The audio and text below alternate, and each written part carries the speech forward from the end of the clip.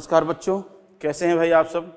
आशा करता हूं कि आप सब अच्छे से होंगे, स्वस्थ होंगे, मस्त होंगे और अपनी अपनी स्टडीज़ में व्यस्त भी होंगे। और डेली हम लोगों के साथ बने रह करके नई नई चीज़ों को आप सीखते जा रहे हैं। डे वाइज डे आप इम्प्रूव भी कर रहे हैं, अच्छी बात है। सीखने और सिखाने की इसी प्रक्रिया में मैं संतोष पांडे CLC सीकर से आपका स्वागत करता हूं आज के इस वीडियो लेक्चर में। और आज हम लोग देखेंगे एलर्जी से रिलेटेड जो कुछ टॉपिक्स बच गए थे उनको, और इसके बाद अगले डिसऑर्डर की बात करेंगे। तो आइए स्टार्ट करते हैं। एलर्जी के लिए रोग निर्धारण की बात की जाए या डायग्नोसिस की बात की जाए, या इसे हम कह सकते हैं कि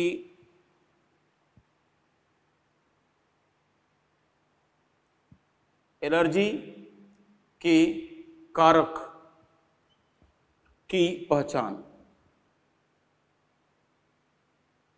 ये पहचान कैसे की जाती है, ठीक है ना, इसके लिए क्या तरीका है। तो जैसे एग्जांपल के लिए आप सोचिए कि मान लीजिए अगर मेरी स्किन पर एलर्जी के सिम्टम्स अपीयर कर जाते हैं कभी कभी, तो इसमें बड़ा मुश्किल होता है पहचानना कि किस कारण से एलर्जी के सिम्टम्स अपीयर कर रहे हैं। क्या पता धूप से अपीयर कर रहे हों, क्या पता ठंड से अपीयर कर रहे हों, क्या पता धूल कणों के यहाँ पर पहुँचने से कर रहे हों, या क्या पता किसी अन्य छोटे सूक्ष्म जीवी के कारण ये ऐसा लक्षण उत्पन्न हो रहा हो। तो अब इनमें से क्यों, क्योंकि हम घर से बाहर निकलते हैं तो बहुत सारे कारकों का सामना होता है हमारी त्वचा से। अब कौन से कारक के विरुद्ध एलर्जी के लक्षण उत्पन्न हो रहे हैं, यह निर्धारित कर पाना काफ़ी कठिन होता है। लेकिन फिर भी इसकी पहचान करने के लिए बारी बारी से अलग अलग कारकों को त्वचा पर आरोपित किया जाएगा, या शरीर में है तो शरीर में प्रविष्ट करवाया जाएगा और ध्यान से उसके विरुद्ध उत्पन्न होने वाले जो लक्षण हैं उनका अवलोकन किया जाएगा। और जिस प्रतिजन या कारक के विरुद्ध एलर्जी के लक्षण शरीर में उत्पन्न होना आरंभ होंगे, उसी कारक को वास्तविक एलर्जी कारक माना जाएगा। इस तरह से एलर्जी कारक की पहचान की जा सकती है। तो यहां पर आप कहेंगे कि यद्यपि यह कठिन है,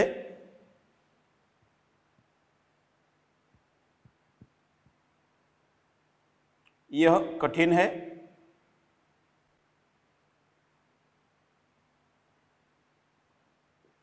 परंतु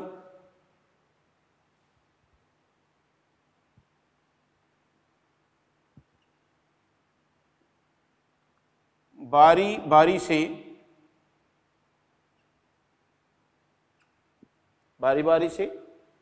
अलग अलग एलर्जीकारी पदार्थों को, या बारी बारी से अलग अलग संभावित एलर्जीकारी को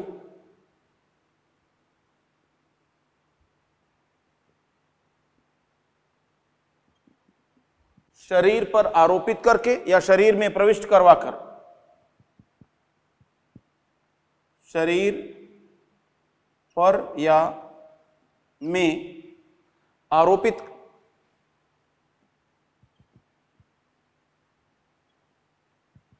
या प्रविष्ट करवाकर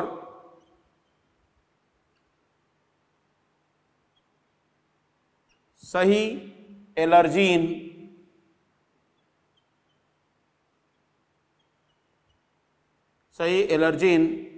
की पहचान की जाती है।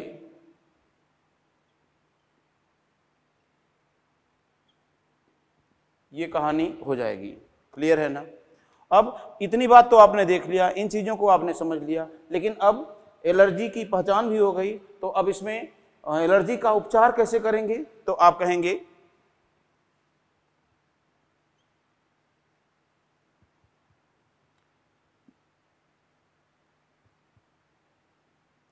एलर्जी का उपचार, या हम बात करें थेरेपी। अब आपको ये देखना होगा कि थेरेपी कैसे होगा, ठीक है ना, किस तरह से थेरेपी होगी एलर्जी के लिए। तो आइए समझते हैं, देखते हैं। ओके, तो इसमें आप देखिए,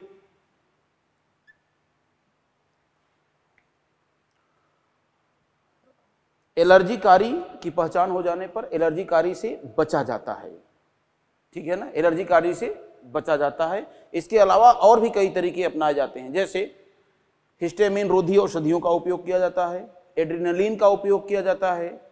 इसी के साथ साथ आप देखेंगे ग्लूकोकार्टिकॉइड्स जो कि हिस्टामिन रोधी प्रभाव रखता है, तो ग्लूकोकार्टिकॉइड हार्मोन या इसके जो आर्टिफिशियल फॉर्म है उनका भी उपयोग किया जाता है।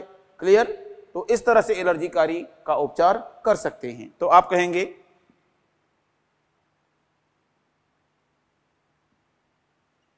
एलर्जीकारी से बचाव, एक हो गया। दूसरे नंबर पर आप देखेंगे, यहां पर हम बात करेंगे कि अगली कंडीशन क्या होगी। तो आप कहेंगे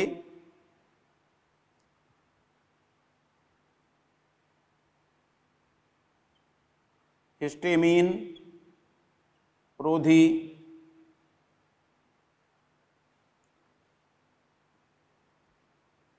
औषधि का प्रयोग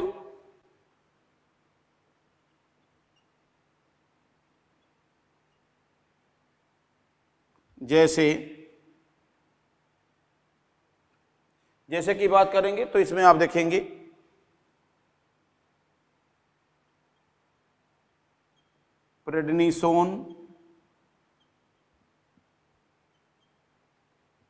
प्रेडनिसोलोन, ये हो गए। और इसी के साथ साथ आप दो चीजों को देखेंगे, ध्यान दीजिए, ये वास्तव में है क्या, ये वास्तव में है, आप देखेंगे आर्टिफिशियल ग्लूकोकॉर्टिकॉइड्स।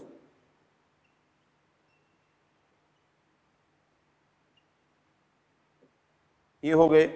तो क्या जो ग्लूकोकॉर्टिकॉइड होते हैं हिस्टामिन रोधी प्रभाव रखते हैं? यस, रखते हैं। इसीलिए एक और यहां पर हम लोग देख सकते हैं कि ग्लूकोकॉर्टिकॉइड्स भी कह सकते हैं, और जैसे एग्जाम्पल के लिए हम लोग ले सकते हैं क्या, कॉर्टिसोल, ये भी ले सकते हैं, ये भी ग्लूकोकॉर्टिकॉइड है। तो ये सब, और इसके अलावा एक और लास्ट में एड्रेनालिन।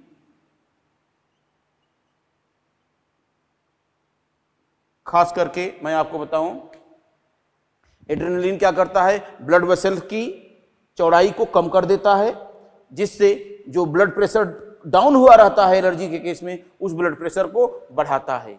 इसी के साथ साथ दमा का पेशेंट अगर बेहोश हो जाए तो उसे एड्रेनालिन का इंजेक्शन लगाया जाना चाहिए, क्योंकि एड्रेनालिन के प्रभाव से जो ब्रोंकाई हैं और ब्रोंक्यूल्स हैं फेफड़ों की, वो चौड़े हो जाते हैं और श्वसन की प्रक्रिया आसान हो जाती है। क्लियर?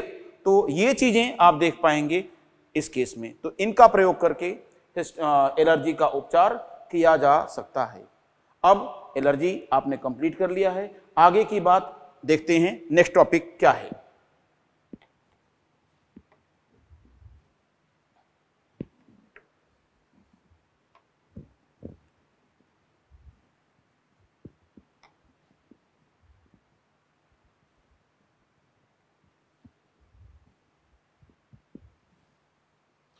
हाँ जी बच्चों, अब इसके बाद में हम लोग देखेंगे एक और चीज, प्रतिरक्षा न्यूनता रोग। आइए इसकी बात करते हैं।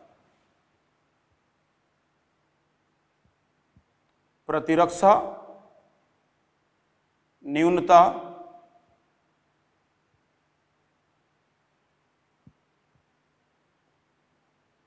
रोग।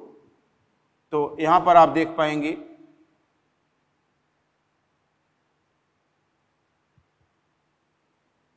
इम्यूनो डेफिशिएंसी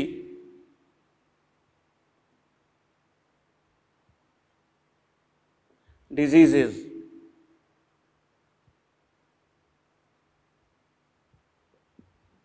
तो प्रतिरक्षा न्यूनता रोग की बात अगर हम लोग करें, या इम्यूनो डेफिशिएंसी डिजीजेस की बात करें तो इसमें आपको देखना होगा कि क्या कहानी निकल कर आ रही है सामने। ओके, तो इसमें आप देखिए,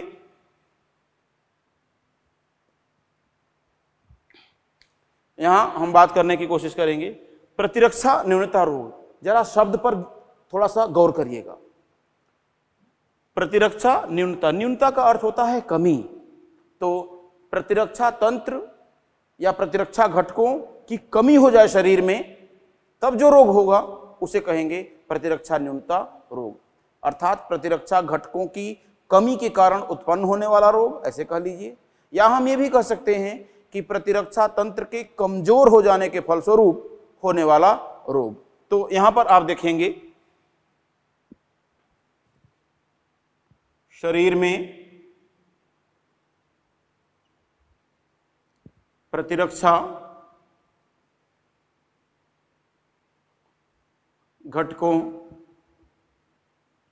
की कमी से उत्पन्न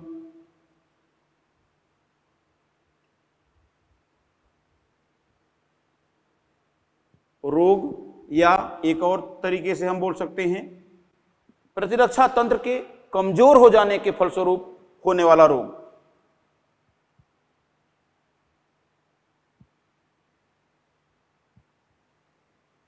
यहां हम बात करेंगे कि प्रतिरक्षा तंत्र के कमजोर हो जाने से होने वाला रोग।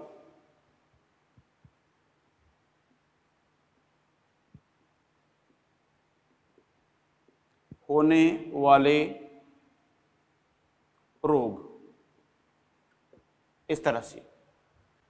अब सवाल उठता है कि इसमें होंगे क्या। इसका एग्जाम्पल हम अगर बात करें तो एग्जाम्पल के फॉर्म में यहां पर हम दो डिजीजेस की बात करेंगे।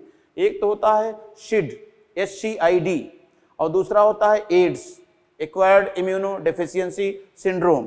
तो यहां पर आप देखेंगे SCID एंड दूसरा हो जाएगा एड्स। अब SID की बात करें, ये क्या है, तो आइए इस पर चर्चा कर लेते हैं। तो स्टार्ट कर लेते हैं हम लोग SID को, या सीवियर कंबाइंड इम्यूनो डेफिशिएंसी।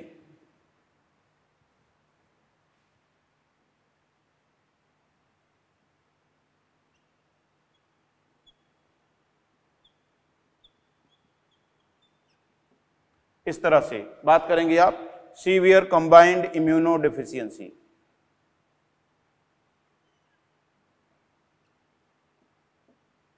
तो ये कहानी हो जाएगी। इस कहानी को हम लोग देखेंगे, इस कहानी को हम लोग समझेंगे।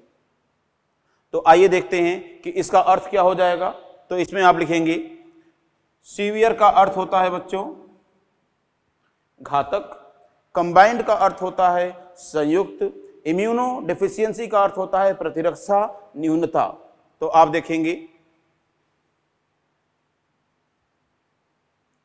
घातक, संयुक्त,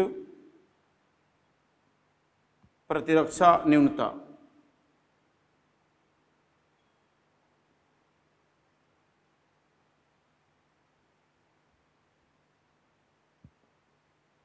ये तो आप देखेंगे कि घातक, संयुक्त, प्रतिरक्षा न्यूनता की अगर हम लोग बात करें तो इसमें क्या कहानी निकल करके आ रही है उसको हम लोग समझने की कोशिश करें तो आप आसानी से समझ जाएंगे। ओके, तो यह असल में एक प्रकार का आनुवंशिक दोष होता है, जिसमें कि आनुवंशिक दोष के कारण या जीन के डिफेक्टिव होने के कारण, जीन के दोषपूर्ण होने के कारण शरीर में जो एक एंजाइम होता है एडीए, एडिनोसिन डीएमिनेज एंजाइम की कमी हो जाती है, जिसके कारण से लिम्फोसाइट्स का अर्थात टी लिम्फोसाइट और बी लिम्फोसाइट दोनों का परिपक्वन रुक जाता है। तो जब दोनों का परिपक्वन नहीं होगा तो मैच्योर टी लिम्फोसाइट और बी लिम्फोसाइट की कमी रहेगी शरीर में, या ये अनुपस्थित रहेंगे शरीर में। तो अब इस कारण से जरा सोचिए कि एड्स के केस में याद कीजिए, एड्स के केस में केवल हेल्पर टी सेल की कमी हो जाने से इतना गंभीर परिणाम उत्पन्न होता है। तो अगर टी लिम्फोसाइट और बी लिम्फोसाइट की बचपन से ही कमी रह जाएगी तो ऐसे बच्चे में प्रतिरक्षा तंत्र विकसित हो पाएगा नहीं, और ऐसा बच्चा बचपन में ही कई संक्रामक बीमारियों से ग्रसित होकर के उसकी मृत्यु हो जाएगी। यह एड्स से भी अधिक घातक रोग है। क्लियर है? तो इस तरह से आप देखेंगे तो आप कहेंगे कि यह एक जीनी दोष से उत्पन्न रोग है जिसमें दोषपूर्ण जीन होने के कारण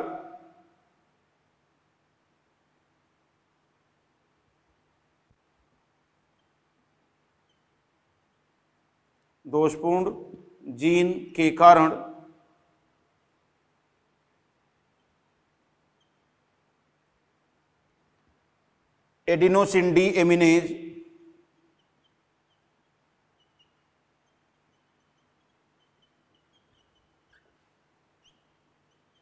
अर्थात एडीए एंजाइम की कमी रह जाती है, या एंजाइम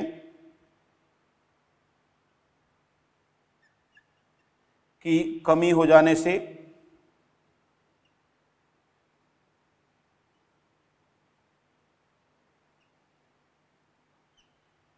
एडिनोसिन डी एमिनेज एंजाइम की कमी हो जाने से बताइए क्या होता है। तो आप कहेंगे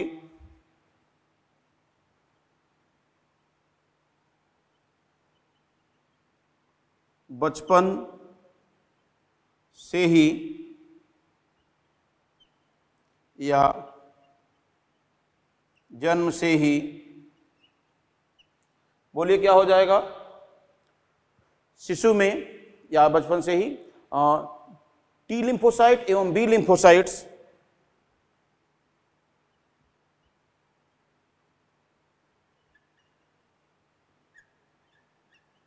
वह बी लिम्फोसाइट्स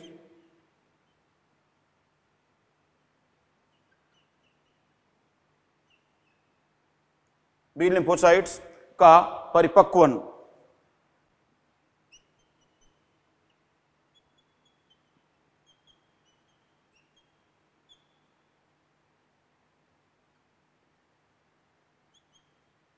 नहीं हो पाता है,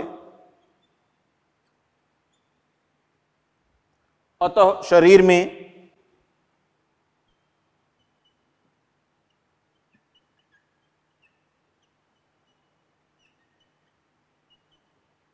दोनों लसिकाणुओं की कमी होने से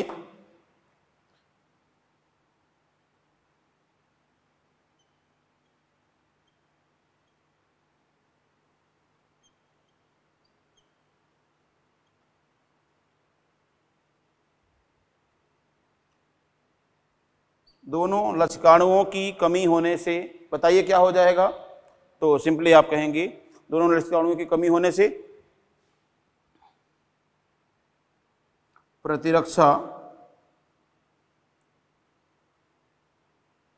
तंत्र में गंभीर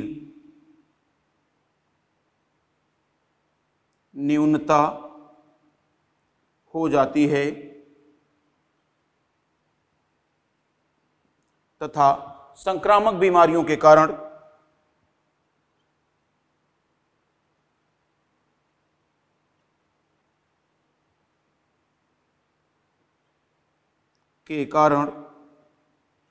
बचपन में ही मृत्यु हो जाती है।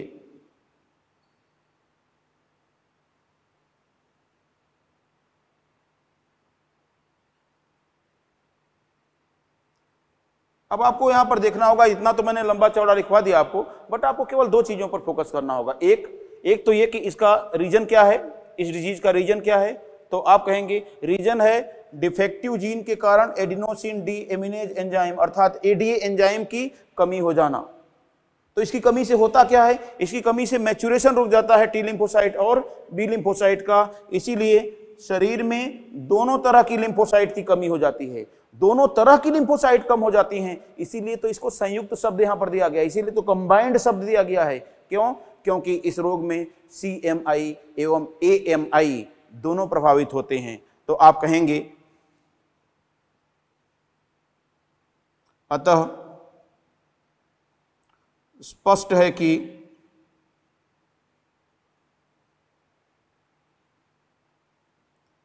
इस रोग में CMI व AMI दोनों प्रभावित होते हैं।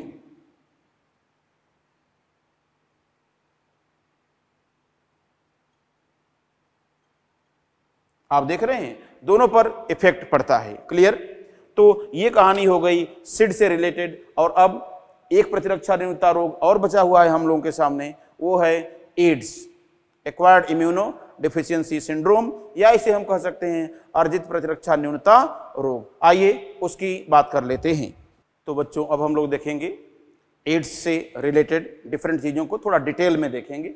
डिटेल में इसलिए देखेंगे क्योंकि एड्स को काफ़ी अच्छे से एक्सप्लेनेटरी फॉर्म में एनसीईआरटी में भी लिखा है, काफ़ी विस्तृत रूप से एनसीईआरटी में दिया गया है, इसीलिए एड्स को थोड़ा सा एक्सपेंड करके एनसीईआरटी से अपर लेवल मेंटेन करते हुए हम लोग इसको देखेंगे। तो बात I AIDS, acquired immuno deficiency syndrome अर्थात अर्जित प्रतिरक्षा न्यूनता संलक्षण। अब संलक्षण का अर्थ क्या होता है? तो संलक्षण का जो अर्थ होता है बच्चों, इसका अर्थ होता है, आप देखिए, कई रोगी या कई रोगों के लक्षणों का समूह, कई रोगों के लक्षणों का समूह। जी हाँ, जनरली इसको रोगीय लक्षणों का समूह भी बोल देते हैं, ग्रुप ऑफ सिम्टम्स बोल देते हैं, लेकिन सही मामले में देखा जाए तो एक से अधिक रोग के लक्षणों के समूह को कहा जाता है संलक्षण, अर्थात इसे आप कह सकते हैं group of symptoms. In general इसको यही बोलते हैं, ग्रुप ऑफ सिम्टम बोलते हैं सिंड्रोम के लिए। क्लियर? अब सवाल उठता है कि कुछ इंपॉर्टेंट बातों को इसमें देख लेते हैं। तो इंपॉर्टेंट बातें अगर हम बात करें तो सबसे पहले देखेंगे कि एड्स रोग की खोज।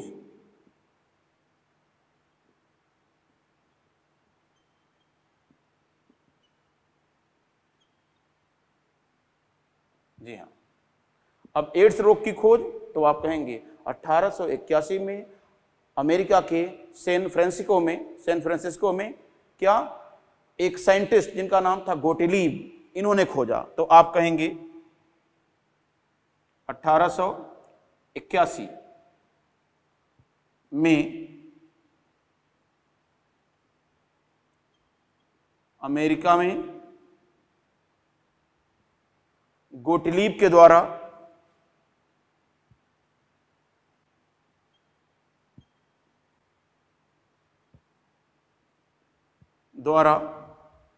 समलैंगिकों के एक समूह में, होमोसेक्सुअल के एक समूह में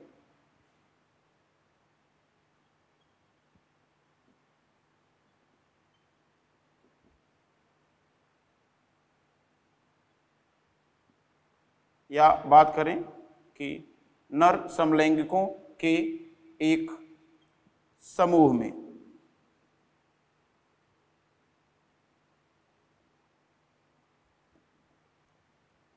अब इसमें आप देखेंगे दूसरी इंपॉर्टेंट बात कि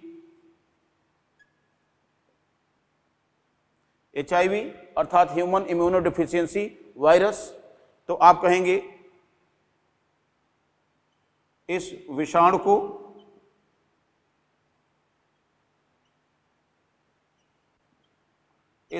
को एड्स के कारक के रूप में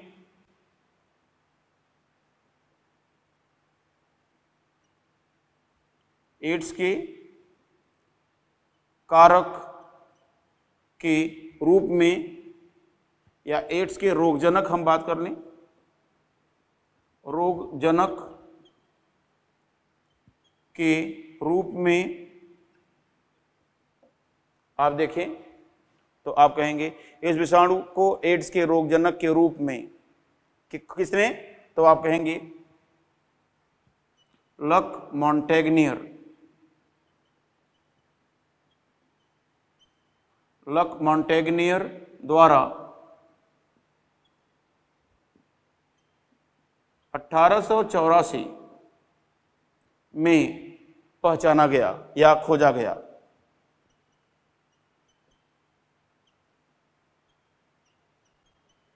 पहचाना गया, ये कहानी हो गई आपके सामने। अब इसी के साथ साथ आप देखेंगे एक चीज और, भारत में या हमारे देश में प्रथम एड्स रोगी की पहचान, तो आप लिखेंगे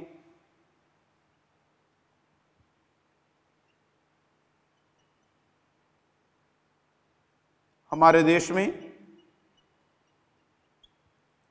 एड्स के प्रथम रोगी की पहचान या एड्स का प्रथम मामला, इसकी बात करेंगे तो चेन्नई में डॉक्टर सुनीति सोलोमन द्वारा 1886 में खोजा गया। डॉक्टर सुनीति सोलोमन द्वारा 1886 में, डॉक्टर सुनीति सोलोमन द्वारा 1886 में चेन्नई से खोजा गया। इस तरह से एक्चुअली इन्होंने वेश्याओं में या प्रोस्टिट्यूट्स में इसकी पहचान किया था। क्लियर? तो मैं उम्मीद करता हूं कि आपने ये कुछ हिस्टोरिकल बैकग्राउंड से रिलेटेड पॉइंट्स हैं, इन पर आप ध्यान देंगे।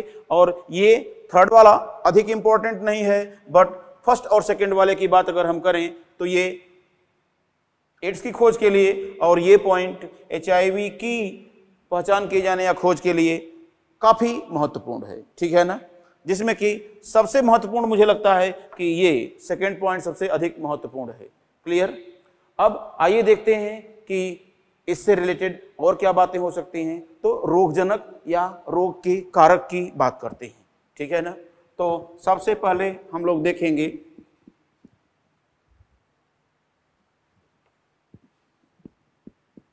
पैथोजन।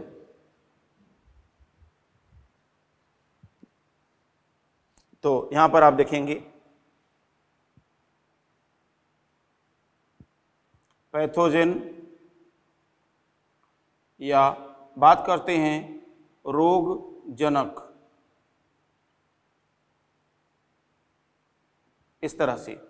अब सवाल उठता है आपके सामने कि पैथोजन या रोगजनक ये क्या होगा। ओके, समझ रहे हैं ना? तो सिंपली बड़े आराम से आप इसके लिए कह सकते हैं आसानी से कि ये होगा HIV अर्थात ह्यूमन इम्यूनोडेफिशिएंसी वायरस या human immune virus. Human immune virus कहिए या ह्यूमन इम्यूनो डिफिशियंसी वायरस कहिए, ये दोनों एक ही बात होगी। समझ रहे हैं ना? अब सवाल उठता है कि ये होता क्या है। तो आप लिखेंगे, तो आप कहेंगे यह RNA से युक्त एक रेट्रोवायरस है। यह RNA से युक्त एक रेट्रोवायरस है। अब रेट्रोवायरस क्यों कह दिया गया, तो आप कहेंगे क्योंकि औषध कोशिका में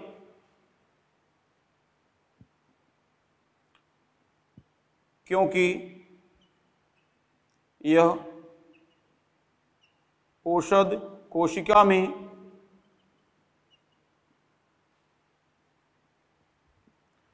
रिवर्स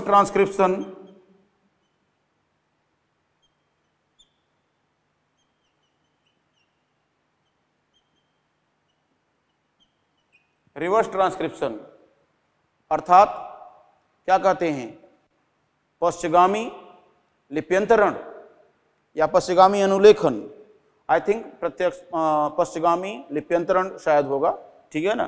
तो रिवर्स ट्रांसक्रिप्शन के द्वारा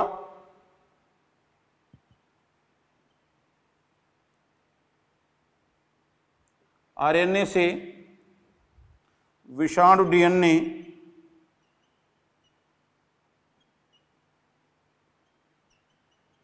का निर्माण करवाता है। इस तरह से बात हो जाएगी। और एक बात और मैं यहां पर कहना चाहूंगा कि इस वायरस को एक लिंटी वायरस कहते हैं। क्यों? लिंटी वायरस का अर्थ होता है कि यह मानव शरीर में अत्यंत धीमी गति से अपना प्रभाव उत्पन्न करता है। तो आप लिखेंगे इसे लेंटिवायरस भी कहते हैं,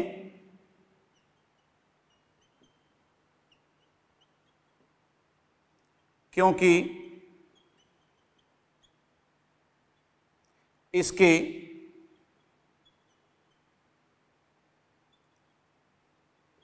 प्रभाव की दर अत्यंत धीमी होती है।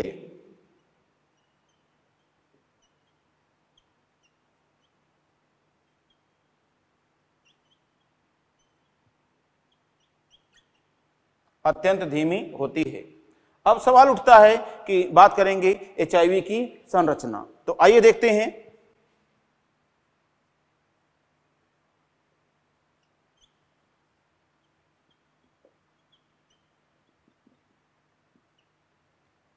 जी हाँ, एचआईवी की संरचना या स्ट्रक्चर ऑफ एचआईवी, तो ये बात हम लोग यहाँ पर देख पाएंगे, इस चीज को हम लोग यहाँ पर अच्छे से समझ पाएंगे। तो आइए देखते हैं बच्चों कि कैसी संरचना होती है इसकी। तो आइए कुछ इस तरह से इसका डायग्राम बनाएंगे।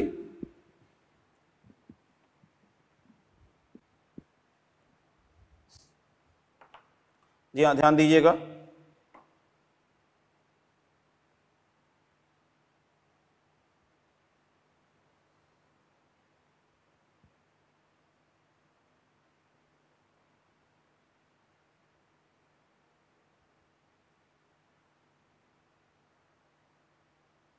आप लोग थोड़ा रुक कर बनाएंगे।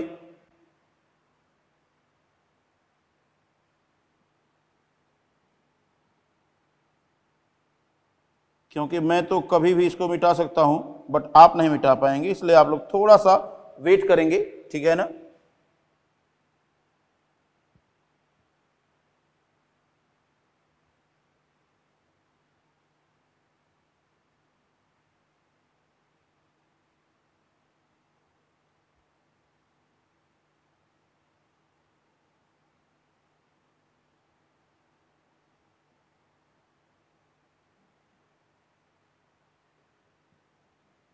तो यहाँ पर आसानी से देख सकते हैं, थोड़ा सा इस तरह से हम लोग एक्चुअली प्लाज्मा मेम्ब्रेन की जो बाइलेयर होती है, लिपिड बाइलेयर होती है, उसको बनाने के लिए ट्राई कर रहे हैं अभी।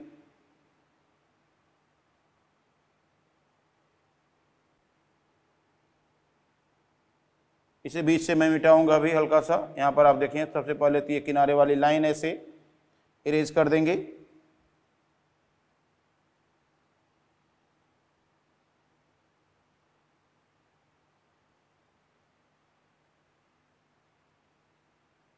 और फिर यहाँ पर आप देखें,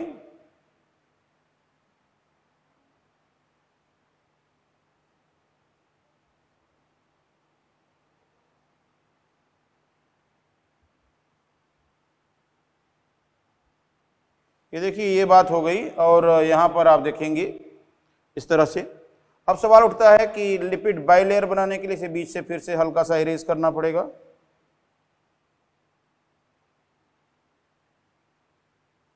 ये देख लिया आपने, ये लिपिड बाइलेयर बन जाएगी। और यहां पर आप देखिए बच्चों कि एक कैप्सिड की जो लेयर होती है वो कुछ इस तरह से बनेगी।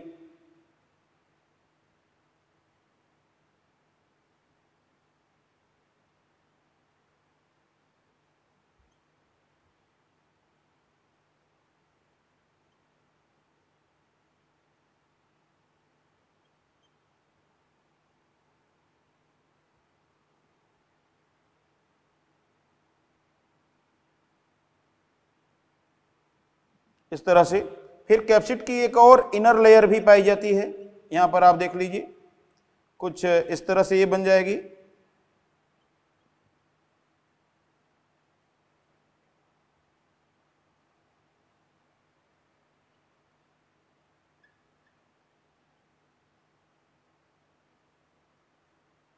इस तरह से आपने देखा कैप्सिड की इनर लेयर बन गई। और फिर यहीं पर आप देखेंगे आरएनए के दो फ्रेगमेंट होंगे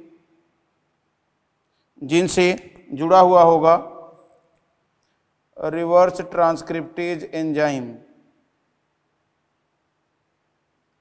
कुछ और एंजाइम मॉलिक्यूल भी यहां पर प्रेजेंट हो सकते हैं जिनकी चर्चा हमें आपको नहीं करनी है। और यहां पर आप देखें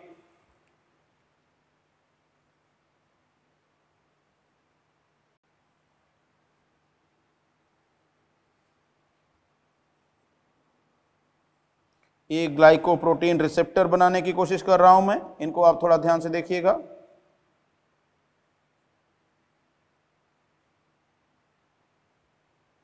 ये बन गए ग्लाइकोप्रोटीन रिसेप्टर, और यहां पर दूसरे ग्लाइकोप्रोटीन रिसेप्टर भी ये बन जाएंगे।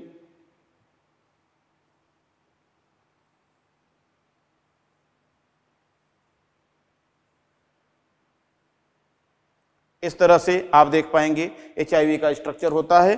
और एचआईवी के स्ट्रक्चर की अगर टोटल बात करें हम लोग तो यहां पर हमने लिखा एचआईवी ये होता है 1000 से 1400 एंगस्ट्रॉन इसकी साइज होती है, जो इसका डायमीटर है। और यहां पर आप देखेंगे ये है GP120 रिसेप्टर, जो TH सेल्स की CD4 प्रोटीन से जुड़ता है।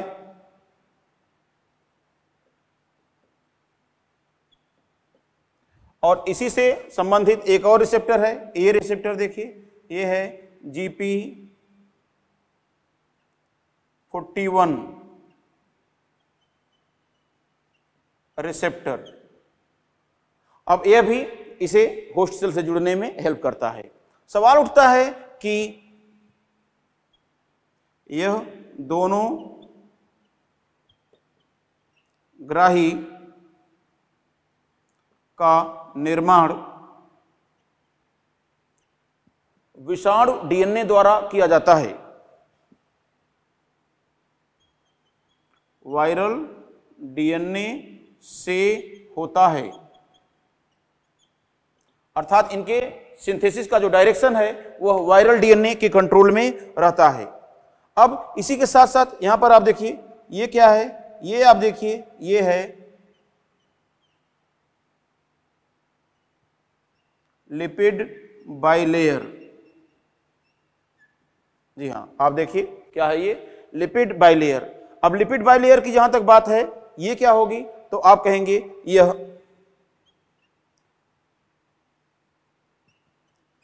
पोषद कोशिका के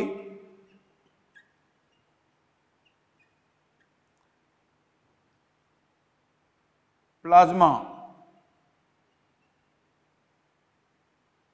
झिल्ली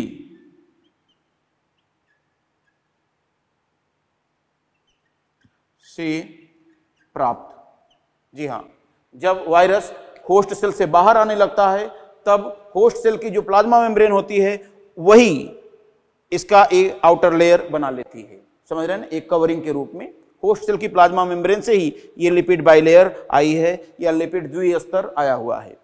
अब आप देखेंगे यहां पर क्या है, ये देखिए कैप्सिड का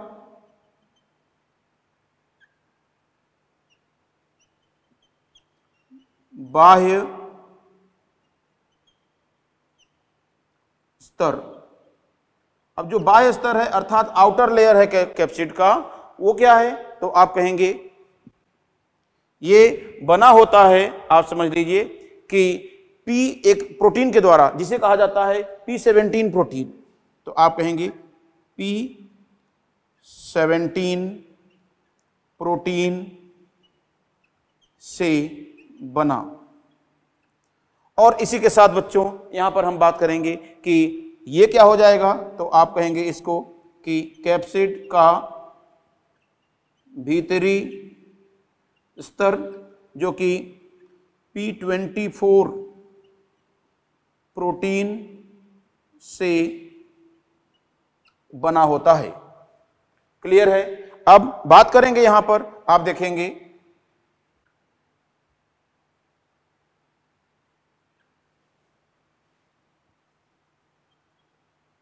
दो एक समान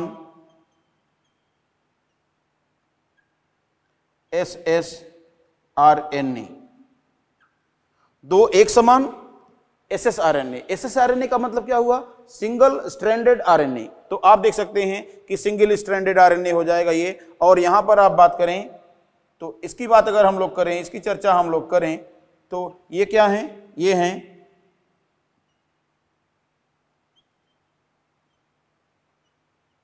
रिवर्स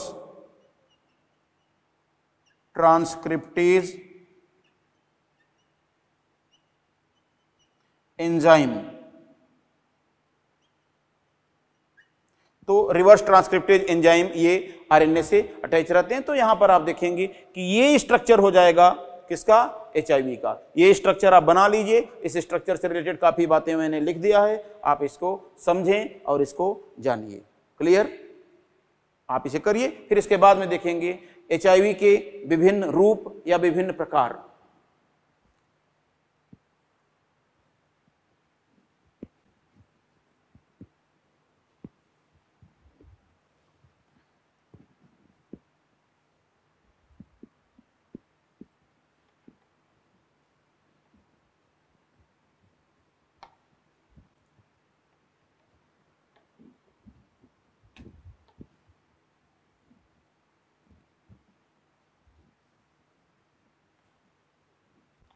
हाँ जी, यहाँ पर हम लोग देखेंगे एचआईवी के विभिन्न प्रकार या डिफरेंट स्ट्रेन्स ऑफ एचआईवी।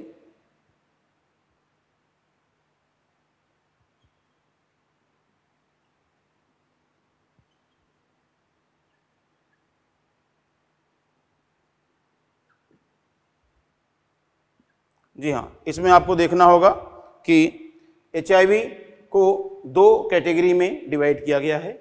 आप देखेंगे, या मैं थोड़ा सा नीचे यहां पर लिखूं, देखिए एचआईवी एक कैटेगरी होती है इसकी HIV-1 और दूसरी कैटेगरी होती है, आप देखेंगे HIV-2।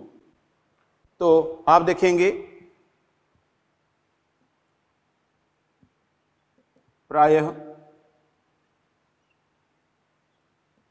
मनुष्यों को संक्रमित करता है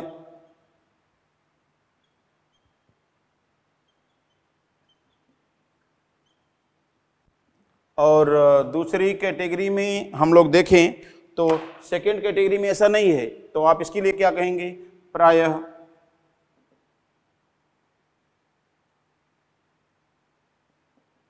कपियों को संक्रमित करता है, अर्थात एप्स या मंकीज को संक्रमित करता है। फिर इसके साथ साथ यहाँ पर हम लोग देखें एक और चीज, इसमें आप देखेंगे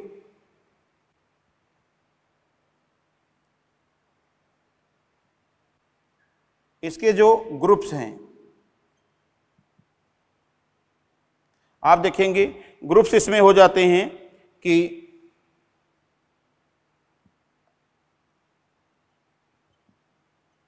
ग्रुप एम, ग्रुप एन,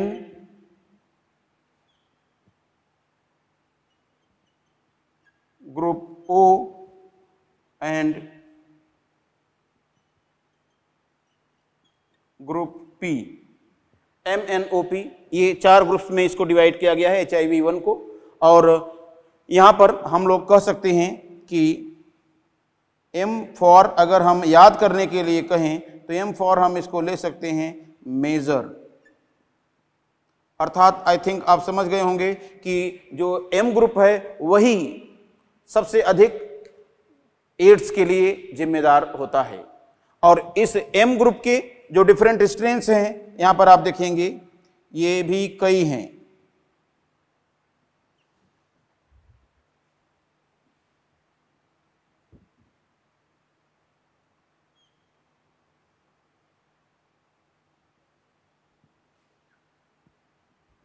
यहां पर आपको देखना होगा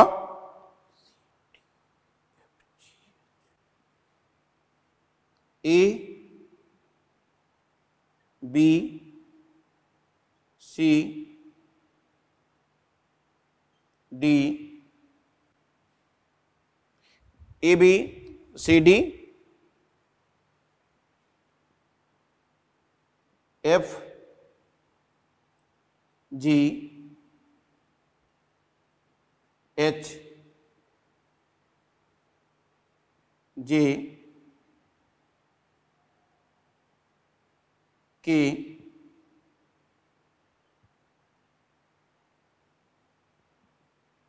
CRFS,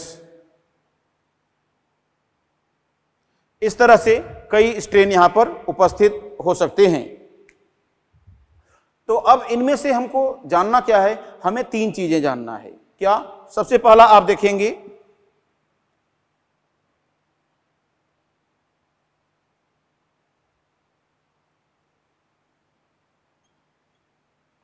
मुख्यतः जो ए स्ट्रेन है, इसकी बात अगर हम करें तो मुख्यतः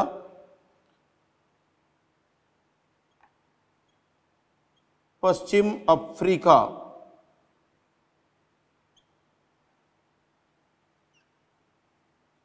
में इसका संक्रमण देखा जाता है। अब बात करेंगे कि बी की बात कर लेते हैं, तो बी के लिए हम लोग क्या कहेंगे, तो इसमें आप कहेंगे मुख्यतः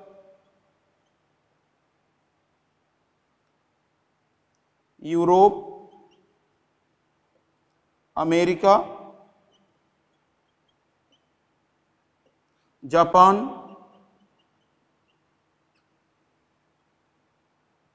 ऑस्ट्रेलिया,